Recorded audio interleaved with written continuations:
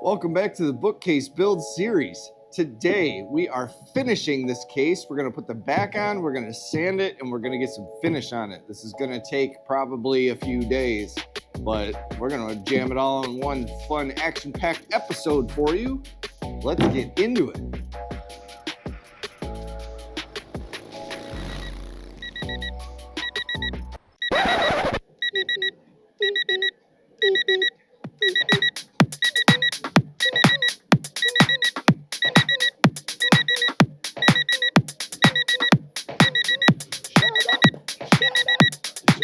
Okay, enough, damn. How do I shut you up? Oh my God, I got so much squeeze out. That's crazy, man. Take forever to sand off. Hey guys, welcome back to the channel. In the past 3 days, it has gone from 10 degrees in Michigan to 50 degrees in Michigan, back down to 20 degrees in Michigan, to raining, to snowing, back to rain, to this morning it is dry. So my back feels like a group of Russian ballerinas are tap dancing on it with high heels. So it feels just awesome. That's a lie. But we got to finish this bookcase. The top is glued on. I glued on an additional strip on the back here just to be able to house the plywood top a little bit better. I didn't want to have any wiggling on the top. But other than that, that's all you've missed. That's where we're at. So this is the first time I've ever used Type Bond 3 on a project like this. I bought it because it gives you longer working time before it starts setting up over Type Bond 2. And I don't know if this is a side effect of it or if it's just the weather or what, but I went around when I glued this thing up and clamped it and like wiped all my squeeze out, went through with a damp rag, wiped everything down to try to minimize as much squeeze out as possible. But something about when it dried, I have so much squeeze out on like every glue joint. And I don't know if it was just the temperature fluctuation or maybe it was warm in the garage when we glued it, when I had the heater on and it cooled off and something happened, the wood expanded more or contracted or something, but I got a ton of squeeze out we're going to have to address when we go to sand it now. It is what it is. But today, first thing we're going to do is we're going to get our plywood back on. I would suggest just buying a 4x8 sheet if you can. If you don't have access to like a pickup or something where you can bring a 4x8 sheet of plywood home, then go this route. A lot of big box stores will sell, like this is a 2x4, 2 foot by 4 foot size sheet of plywood. So you can do that. We're just going to have to run a seam down the middle. I thought about running it horizontally. I thought about cutting it into 3 different panels and like having the shelves, but I don't feel that'll be as strong and supportive. I want just maybe one seam going down the middle. Once books are in it, you're not going to see the seam. I think it'll be okay. Oh, it's cold. Okay. You can tell my eyes are watering. I just dropped the assistant off at the bus stop and my eyes are like pouring water. It's windy and cold. I almost screwed up there and realized I wasn't recording. So what I've done, I came in. So the case from inside to inside of the grooves that or the rabbets that we cut for our plywood is 30 5/8 of an inch. So I came in 15 1/4 plus a 16th is how many 16? Oh, come on, Matt. 15 5/16 from the edge, which would put us down the center. And I'm just grabbing a straight edge. In this case, I'm just grabbing the ruler or the level here and just marking some reference marks on the back of our shelves just so that I have a reference of where middle is. Now, we're going to take our sheet of plywood and I'm going to line it up one of the edges with that line, if I can. Straight on. Dead on, bull's accurate. Anybody watched My Cousin Vinny before? Everything that guy just says is bullshit. It's a scientific method. And I'm gonna come up underneath in this rabbit, in the webbit. And I'm putting my pencil just in the edge here on the ply and marking the edge of this ply, or the edge of the rabbit, just so I have a reference mark. That looks amazing. Okay, just continue my line. Then we're gonna cut this, rip this down, I guess, whatever you want to call it, because it's not really ripping because it's plywood, but now we're getting technical.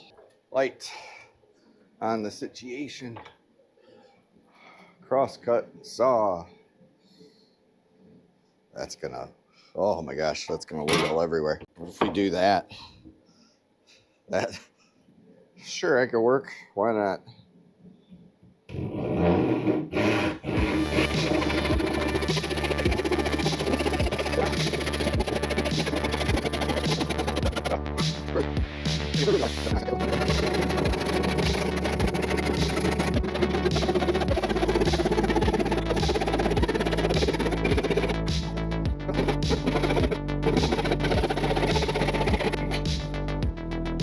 About that time that he thought about, what about a table saw?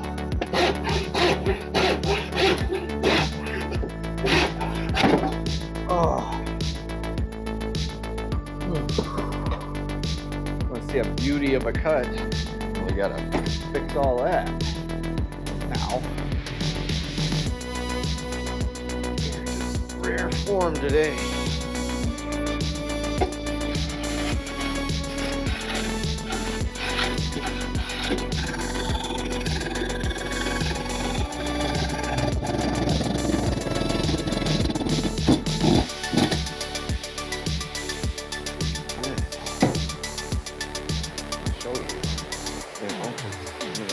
Not showing you shit this morning.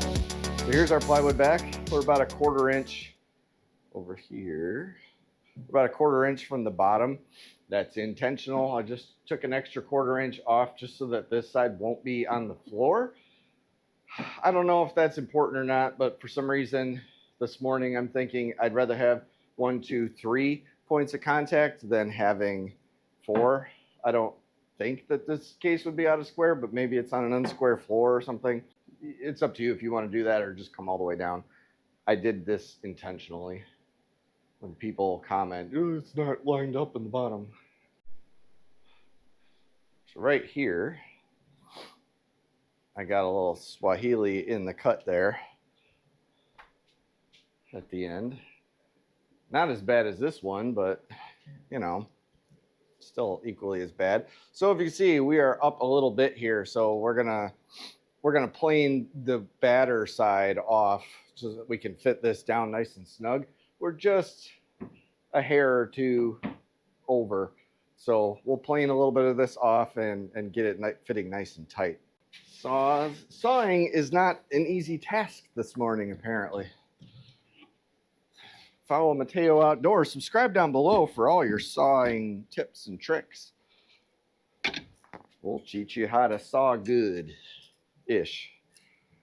Dude, the ADHD is firing on all cylinders this morning. I don't know.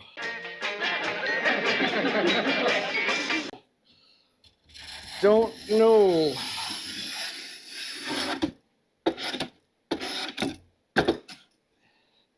Don't know.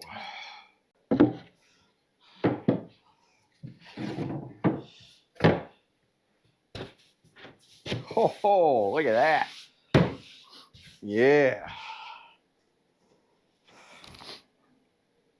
So marking the centers so that way once the plywood's on, I know roughly where the center of these shelves are so that I don't blow a screw through the back or just through a shelf. A little bit on this shelf, a little bit on this shelf, down this rabbit. All right, and then put that in, press it down. Nice. All right, let's get some screws.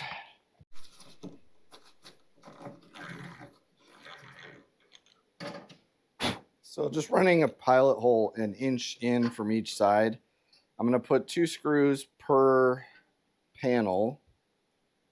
And I'm picking, doesn't have to be important. You know, it's not that important to have this exact, but it's in the back. But I want it to look good. I don't want it to pop through. So in the shelves, I don't have to worry so much about depth. So the nailer that I'm nailing to is only 3/4 of an inch thick, as well as this 1/2 inch. I don't want my drill to go all the way through. So I'm just using some tape to make sure that I don't go all the way through, because I don't want you to see that hole. And then I'm just going to run this screw in the back. I should probably...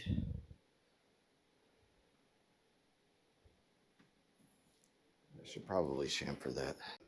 So we'll take this and we'll do a little recess so the heads of our screws fit in there nicely.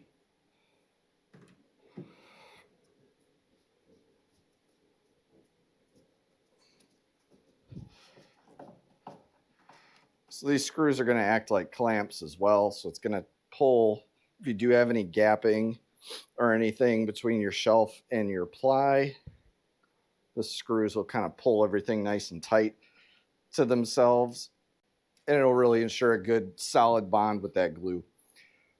So I'm just going to continue this 2 screws each shelf all the way down, and then I'm going to do it on the other side, and this case will be mechanically built and done.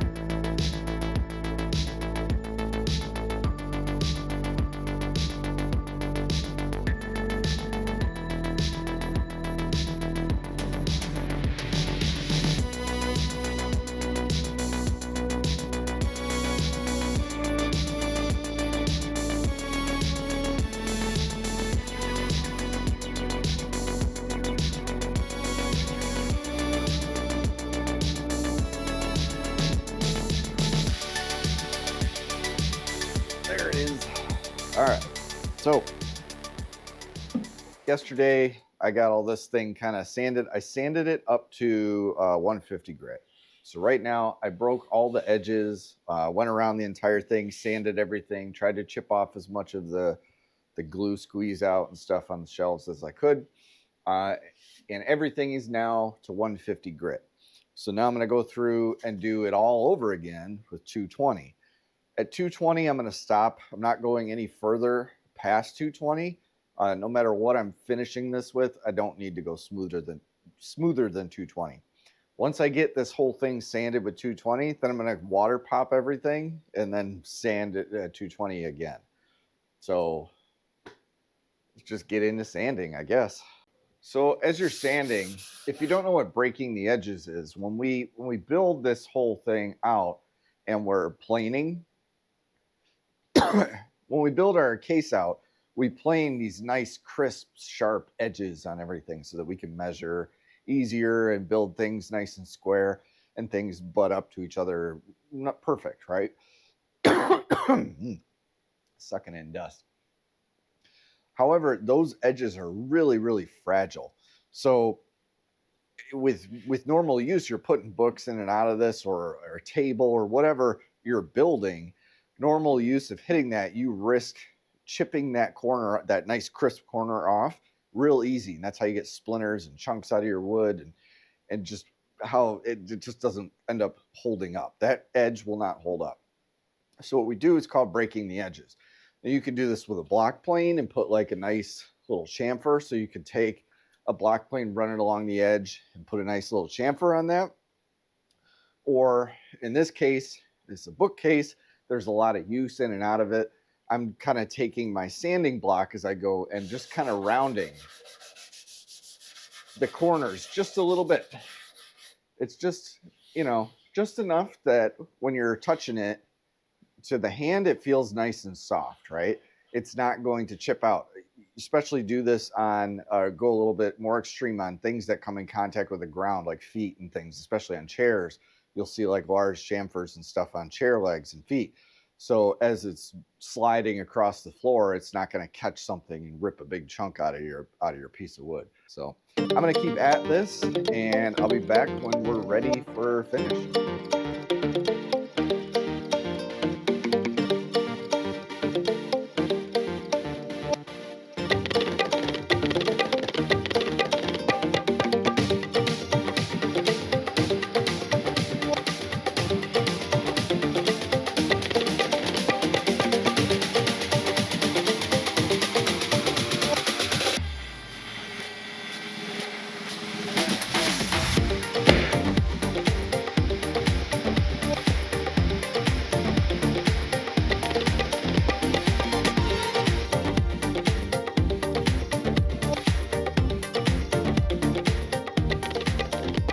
All right, so the entire bookcase has now been sanded down to 220 grit. It's where we want it to be.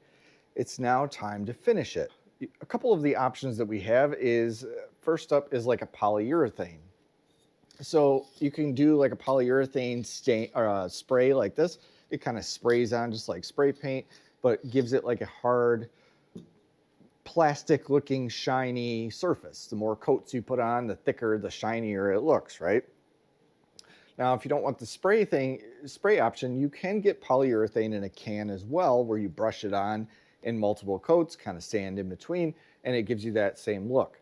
This here is polyurethane with a little bit of stain into it. So this is like a pecan color. I've used this before on other projects when we built our clock and stuff. It works really good on pine, gives it a nice kind of muted pecan color and kind of blends the lights and the darks of the grain kind of together a little bit more. Not all the way where you can't see the grain, you can still see it, but just kind of evens it out a little bit and gives that kind of protective shine. Another option, a more natural option, is shellac. So shellac comes in multiple forms as well. You can get it in kind of a brush on, you can get it in a spray form like this, or you can get it in dry form where it comes in like flakes like this. Flakes can come in different colors. Sometimes this one here is just blonde.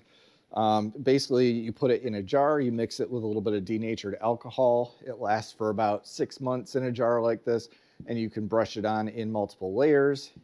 Every subsequent layer will kind of melt a little bit into the previous layer, and you can start building up thick layers of finish. And you can basically build it to the sheen that you want. You can go from like almost a muted color where it's somewhat protected with a couple coats, where you can get up to like 4 or 5 coats and get that kind of shiny look to it. So shellac is definitely an option. Another option that's most common that you would see in like DIYers or people starting out is wood stain. So something like this, they come in all different colors. The stain, you could get reds, mahoganies, oaks, walnuts, and put it on this. It would basically give it a dark kind of muted color on the wood. You'd still see the grain a bit, and then you'd have to come back over top of this finish with either a polyurethane or a shellac or some kind of seal on top if you want that shine to it. Or because since it's kind of an oil stain and it does seep into the pores, you can usually let it dry, and then if you want to, you could come over top of it with something like this, like a paste wax, and buff it to the shine that you wanted to have. So that's another option. And then finally, a third option is an oil finish, a natural oil finish. So you've got stuff like tung oil here. We've got boiled linseed oil, and then we've got Osmo oil, which is really similar to like the Rubio monocoats and stuff that you see all the YouTubers using now. So tung oil and boiled linseed oil, they take a long time, especially this one here has some other agents mixed into it, so it helps it dry a little bit faster. But natural oils like this are going to take a lot longer to dry, but you can layer them in multiple coats and build that shine up as you go. And then I would also suggest once it's dry, come over it with some type of finishing wax or wax to help seal and protect that a little bit more. The Osmo is a little bit different. So this is an oil finish, but it has like a wax in it as well. So it's kind of a one-step process, which is why a lot of people are using it lately. You basically apply it, let it sit for 8 to 10 hours to like cure up a bit, and then apply a second coat and buff it to a shine. So this has wax in it. It has an oil in it, natural oils that some kind of proprietary blend that they have. And then it has a little bit, just a touch, I think, of polyurethane. I think so that's the Poly-X comes from, to give it a little bit of a shine, and it dries pretty hard. What are we gonna finish our case with? Well, before I can answer that, I have to explain how I got to the finish that we're gonna use. I didn't build this case for me. I built this bookcase for my brother. My brother and my sister-in-law have recently had their first baby, so this bookcase is going to my new nephew. So this gift was meant as a Christmas present. We actually had our Christmas. My brother lives on the other side of the state, so he came in this past weekend, which is why I was pushing hard to get this thing at least to this point built and ready.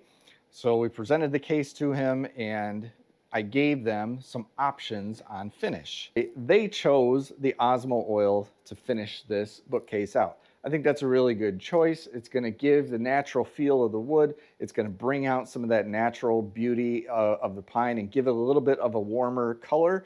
And then it's also a finish that if it takes some damage over the years or something, toys are smashed into the side of it, we can easily touch that finish up and bring it back to its original luster.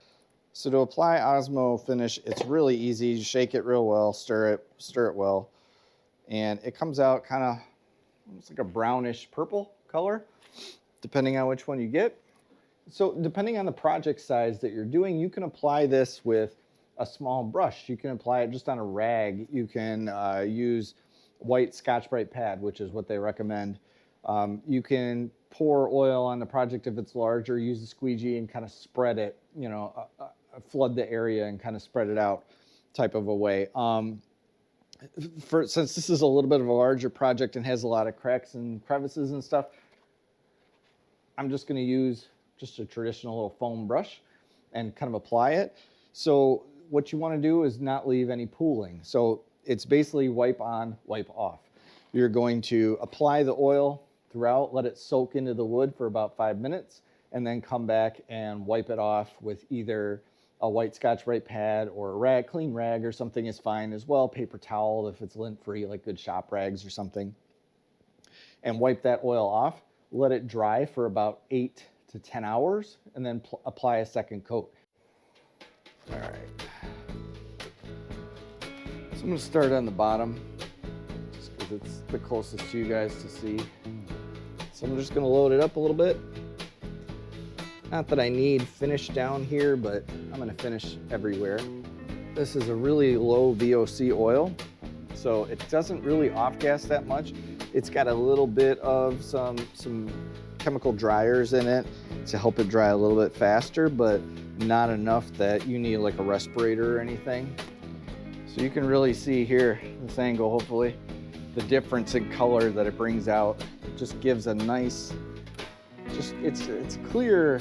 This is a clear satin finish, but it just brings a nice rich color to the piece.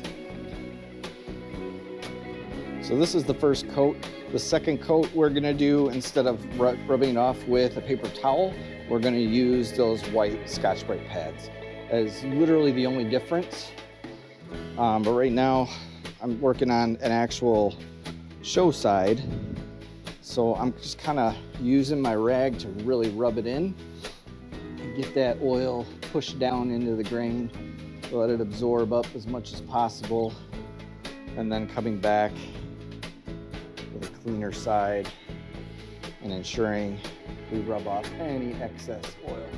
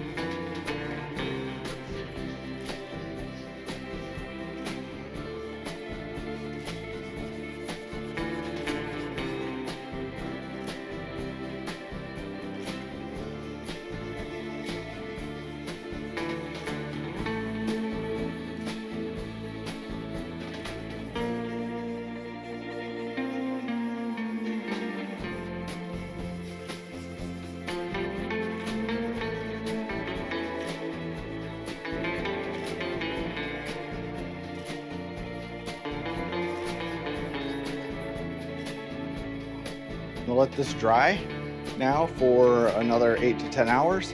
I'll probably come back, it's evening now, so probably come back early in the morning, put on a second coat and buff it just like I did, same process, and then we're done. So you don't need to put furniture polish on this at the end. It has wax already in this finish. Depending on how it looks when I put the second coat on and buff everything, so far it looks okay. It looks right about where I want it to be. So once I get this on, everything buffed, I get it in the light, I'll determine then if I want to put on a coat of furniture polish or not. If I do, it's just beeswax. I'm gonna rub it on, buff it off, same process with a white pad. I think that's about it for this build. The only thing left now, I think, are just the beauty shots.